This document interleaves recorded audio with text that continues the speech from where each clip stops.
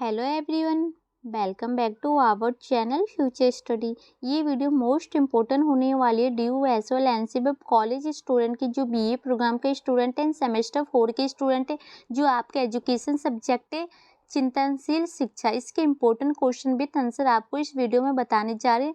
और ये जो क्लासेस हमारी 4 होने जा रही है और ये most important question with answer होते हैं, जो आपके पेपर में आने के 90% जो चांस होते हैं कि ये क्वेश्चन आपके पेपर में जरूर आएंगे। ठीक है, और ये क्लासेस 4 के इसमें हम आपको 3 क्वेश्चन का आंसर बताएंगे। क्वेश्चन आपके सामने लिखा है, देखिए।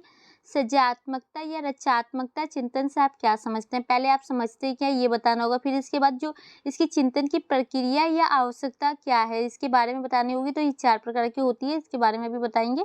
एंड क्वेश्चन थर्ड है, जो कि सृजनात्मकता चिंतन विकसित करने में शिक्षक की भूमिका का वर्णन कीजिए। तो जो आपके शिक्षक होते हैं उसकी क्या भूमिका होती है, इसके बारे में आपको बताना है। तो ये तीनों क्वेश्चन का आंसर आपको इसी वीडियो में कंप्लीट मिलने जा रहे हैं। और इससे पहले कि आपने थर्ड क्लासेस नहीं देखी तो देख लीजिएगा, लिंक आपको डिस्क्रिप्शन बॉक्स में मिल जाएगा। सभी वीडियो आप सभी के लिए इंपॉर्टेंट होने जा रही है। ठीक है, तो क्वेश्चन फर्स्ट आपको समझ में आ गया कि आप इससे समझते क्या है, तो इसका आंसर आप यहाँ से देख सकते हैं। स्टार्ट होने जा रहा है, तो देखिए एक चीज़ हम आपको बता दें, ये होता क्या है। जैसे कि आप मान लीजिए आपके दिमाग में किसी भी चीज़ को लेके आपके सही गलत के जो मस्तिष्क में उत्पन्न होती है ना, उसी को कहा जाता है कि हाँ, ये हम काम कर रहे हैं तो इसे सही है गलत है, इसका निष्कर्ष क्या निकला जाएगा, ये होता क्या है, ये सब के बारे में जो भी आपके मन में डाउट होती है, तो यही होता है आपका सृजनात्मक चिंतन। ठीक है, तो यहाँ देख सकते हैं, सृजनात्मकता सामान्य रूप से जब हमारे किसी वस्तु या घटना के बारे में विचार करते हैं तो हमारे मन मस्तिष्क अनेक प्रकार के विचारों का प्रभाव होता है। उत्पन्न विचारों को जब हम व्यावहारिक रूप प्रदान करते हैं तो उसके पक्ष एवं विपक्ष एवं लाभ एवं हानि हम समझ आती है। तो कोई भी वस्तु है, कोई भी चीज़ होती है, उसके बारे में आप सोचते हैं, विचारते हैं, तो सबसे पहले आप उसको सही गलत की पहचान करेंगे। क्या ये काम करे तो हमारे लिए सही है या गलत है, इसके लाभ क्या होंगे, इसके हानि क्या होंगे। आप कुछ भी लिख, जैसे कि आप स्टडी के अकॉर्डिंग ही देख लेंगे। आप कोई भी क्वेश्चन पढ़ते हैं तो उसको आप ये लगाते हैं कि ये क्वेश्चन पेपर में आएगा या नहीं आएगा, इस क्या इसे पढ़ने से हमारा फ़ायदा है या नहीं है, तो इसी को कहते हैं। ठीक है, इसके आगे आप देख सकते हैं, इस स्थिति में हम अपने विचारों की समग्रता एवं निश्चितता को पहचानते हैं, कि हम अपने बारे में बताते हैं कि हमारे जो विचार है वो क्या होने जा रहे हैं।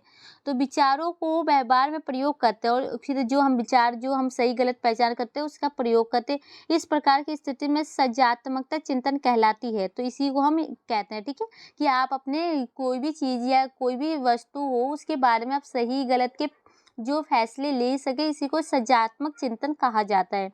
एक उदाहरण के द्वारा इसे देखा जा सकता है। देखिए, इसे एक उदाहरण द्वारा स्पष्ट किया जा सकता है। जेम्स वाट एक वैज्ञानिक था। उसने रसोई घर से आने वाली एक आवाज़ को सुना तथा जाकर देखा कि चाय की केतली का ढक्कन बार बार उठ रहा है तथा गिर रहा है। तो मतलब ये एक वैज्ञानिक है, इन्होंने जो एक केतली होती है, जो चाय वाली बर्तन होती है, उसमें देखा कि जो भाप होता है ना, उससे जो ये उठता है और ढक्कन उठ रहा है और गिर रहा है, कि जो इसके गैस के अकॉर्डिंग। तो एक सामान्य व्यक्ति के लिए सामान्य घटना थी, परंतु सृजनात्मक व्यक्ति के लिए सृजनात्मक चिंतन का विषय थी। तो सामान्य व्यक्ति को तो पता है ये ऊपर नीचे होता लेता है, लेकिन जिसे ये बारे में नहीं पता तो उसके माइंड में सोचेगा कि ये ऐसा क्यों हो रहा है, तो ये क्या है, उसके लिए एक सामान्य विषय नहीं होता है। ठीक है, यहाँ देखिए, यहाँ से सृजनात्मक चिंतन की प्रक्रिया प्रारंभ होती है। तो मतलब उसके इसका मतलब यही होता है, आप किसी चीज़ के बारे में सोचते विचारते हैं, उसी को कहते हैं। ठीक है, जेम्स वाट ने सोचा कि भाप में शक्ति होती है, इसके लिए उसके केतली के ढक्कन पर पत्थर रखकर उसकी शक्ति का प्रशिक्षण किया। इसके बाद उसने उसका उपयोग दैनिक जीवन में करने पर विचार किया तथा भाप के इंजन का निर्माण करने में सफलता प्राप्त की।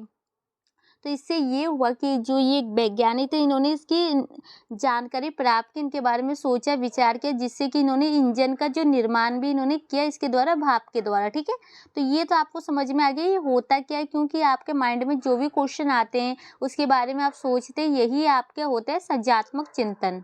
ओके, एंड तो गाइस यहाँ से आपका क्वेश्चन नंबर जो सेकंड है वो स्टार्ट होने जा रहा है। इसमें आपको बताना कि सृजनात्मक चिंतन की प्रक्रिया या आवश्यकता क्या है। तो ये 4 प्रकार की होती है, एक एक करके हम देखते हैं इसका आंसर।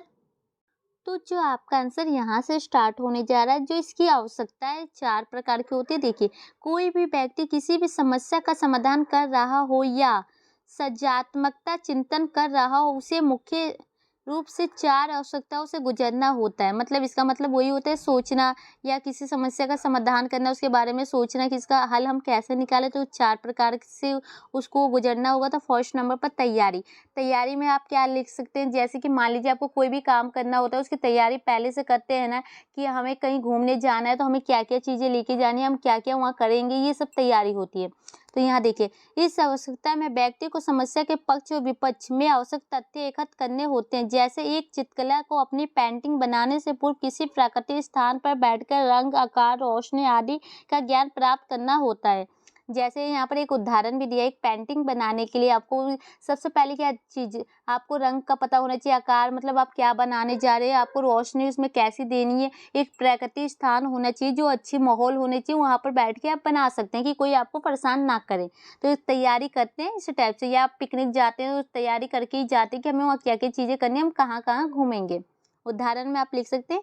सेकंड पॉइंट है आपका इसका उद्वन। यही चिंतन की आवश्यकता है जिसमें व्यक्ति को निष्क्रियता बढ़ जाती है। यह निष्क्रिय आवश्यकता लंबी या छोटी दोनों प्रकार की हो सकती है। इस अवस्था में व्यक्ति समस्या के समाधान के बारे में चिंतन छोड़कर विश्राम करने लगता है।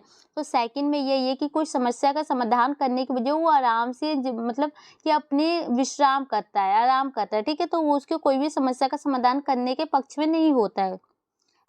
तो गाइस, जो इसका थर्ड पॉइंट है, इसमें आपको क्या बताना है, तो देखिए, इस आवश्यकता में अचानक व्यक्ति को समस्या का समाधान दिखाई देता है, कि मतलब इसमें एकदम से अचानक से कहते हैं ना, कोई चीज़ हो जाए तो उसको समस्या का जो समाधान दिखाई देने लगता है।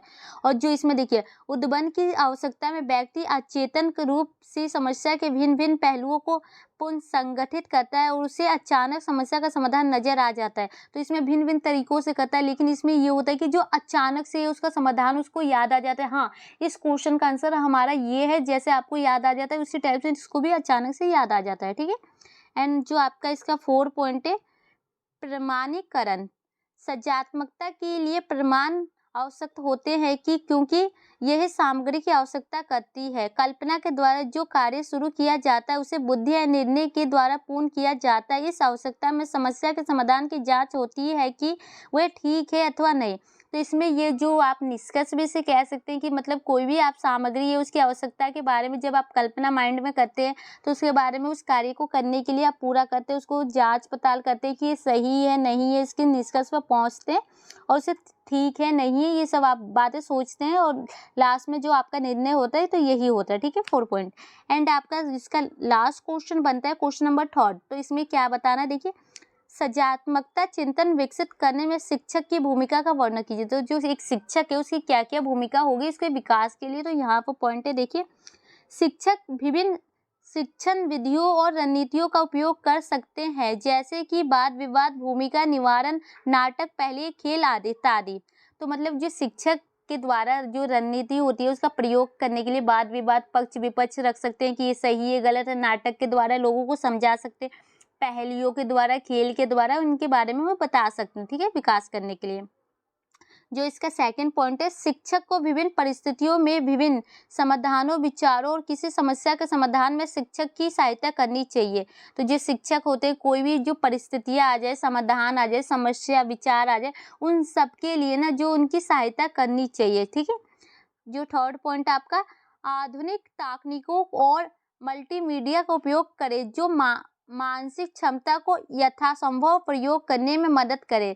तो इसमें ये भी बताया जा रहा है कि जो सोशल मीडिया होती है उसके द्वारा भी इसको देखा जा सकता है कि जो कि आपके मानसिक क्षमता को भी विकास करेगी और इसका प्रयोग आपको करना चाहिए तकनीकी उपकरणों का भी, ठीक है?